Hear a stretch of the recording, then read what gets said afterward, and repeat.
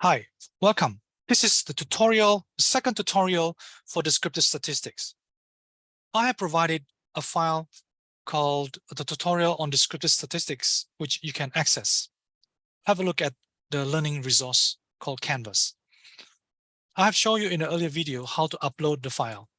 In the second part, which is this part, I will show you how to do very simple frequency analysis that will allow you to do these things, to calculate the frequency counts, mean, median, mode, range, and others.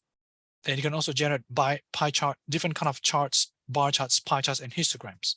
So let's load up the file. And we will click enter all the files into the system. And we'll just click histogram and show normal curve. Remember, we have normally distributed curve that we want to check. And we can paste, we can click produce the result or use syntax. Let me show you. So this is the file from Excel file of the digital literacy for elderly, which I have uploaded into SPSS. You go to Analyze, Descriptive Statistics, and Frequencies. So frequencies. Too small. Click Shift, point Shift, go to the bottom, click to the right. And I will say, let me check if there's something else I want to check. I want mean, median, mode, I want sum, quartiles, standard deviation, range, maximum, minimum, skewness, kurtosis. Bar charts, pie chart, I can only choose one of them. I go for histogram for normality check.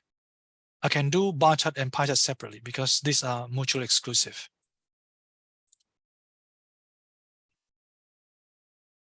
I need to compare different variables because we have different variables here in the study.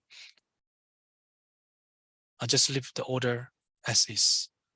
I don't have to worry about style or bootstrap. Just click OK.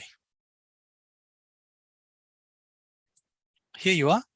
SPSS has provided the descriptive statistics in terms of mean, median, mode, standard deviation, variance, skewness, kurtosis, range, maximum, minimum, sum, percentile.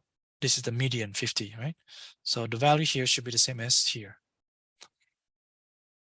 And this is the variables that we have. The number of times a respondent have joined the program, number of times the respondent has joined an inspirational talk, the exam score for each respondent after participating in the program, how confident they feel in using digital tools, their self-evaluated well-being, their age, the gender, and their height, whether they drink alcohol, how many times per week, whether they play mahjong, how many times per week. So the results are here, and you need to interpret. The interpretation of the results are available in the Word file. So basically, you can see that participant ID doesn't make sense. We don't need it. This is not very fully normally distributed, but not too bad. This is also not too bad. I don't think this will have a full normal distribution because we have only very limited response options. It's not too bad. Not too bad. So none of our data is really, really skewed in a very serious manner. Roughly, this is how you do it. You can also do the analysis by using syntax. So this is syntax. You click paste instead of you click the output. So analyze, let me repeat, analyze, descriptive statistics, frequencies. I can also click paste instead of directly present output. The advantage of doing this approach is allows you to keep your syntax. when people use R, you also will be producing statistical analysis using codes or syntax.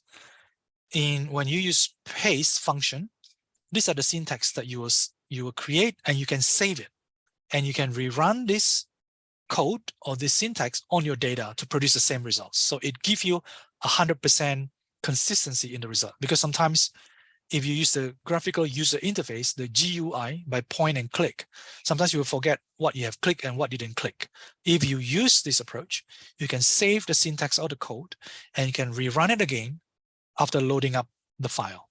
So here, I arrange them, I just click run.